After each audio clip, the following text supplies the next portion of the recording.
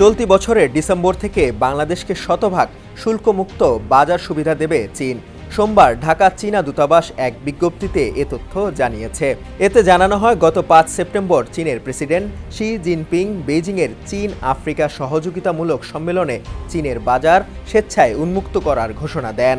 তবে যেসব দেশের সঙ্গে চীনের কূটনৈতিক সম্পর্ক রয়েছে এবং যারা স্বল্পোন্নত দেশের কাতারে আছে, সেগুলো সহ আফ্রিকার ৩৩টি দেশ পণ্য রপ্তানিতে শতভাগ শুল্কমুক্ত সুবিধা পাবে। চীনই প্রথম যারা এ ধরনের সিদ্ধান্ত নিয়েছেন। এ সংক্রান্ত ঘোষণা সম্প্রতি চীনের শুল্ক দপ্তর দিয়েছে। আর এ সুবিধা পাওয়া যাবে আগামী ১ ডিসেম্বর থেকে। স্বল্পোন্নত দেশ হিসাবে বাংলাদেশ তার পণ্য রপ্তানিতে শতভাগ শুল্কমুক্ত সুবিধা পাবে।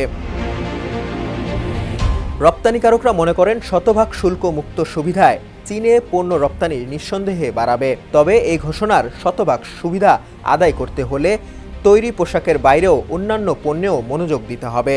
জানতে চাইলে তৈরি পোশাক খাতের বড় শিল্প প্রতিষ্ঠান হান্নান গ্রুপের ব্যবস্থাপনা পরিচালক এবিএম শামসুদ্দিন সমকালকে বলেন, বছরে এখন প্রায় $100 কোটি পোশাক রপ্তানি হয়। নতুন ঘোষণায় রপ্তানির পরিমাণ আরও বাড়বে।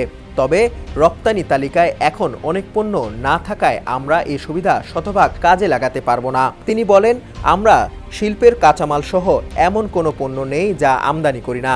ফলে সরকারি পর্যায়ে ঘোষণার সুবিধা আদায় করতে হলে পোশাকের পাশাপাশি রপ্তানি পণ্যে বৈচিত্র্য আনতে হবে।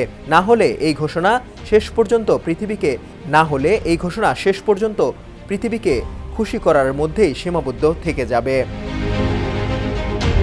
২০২২ সালে চীন ৯৮% বাংলাদেশি পণ্য শুল্কমুক্ত সুবিধা দেয়, যার মধ্যে চামড়া ও চামড়াজাত পণ্য সহ ৩৮৩টি নতুন পণ্য ছিল। ২০২০ সালে এ সুবিধা ছিল ৯৭% বাংলাদেশি পণ্য।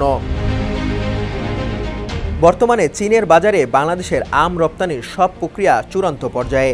আগামী মৌসুম থেকে বেইজিংয়ে আম রপ্তানি শুরু করতে পারবে ঢাকা। পাশাপাশি কাঁঠাল, পেয়ারা সহ বেশ কিছু বাংলাদেশি ফল চীনের বাজারে রপ্তানি করার প্রক্রিয়াধীন রয়েছে।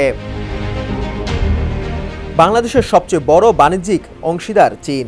২০২২-২৩ অর্থবছরে বাংলাদেশ চীন থেকে $18.৬ বিলিয়ন মূল্যায়নের পণ্য আমদানি করে। আর বাংলাদেশ থেকে চীনে রপ্তানি হয় $৬৭৬ মিলিয়ন পণ্য। শাহাদাত তনিম, সমকাল, ডেস্ক রিপোর্ট।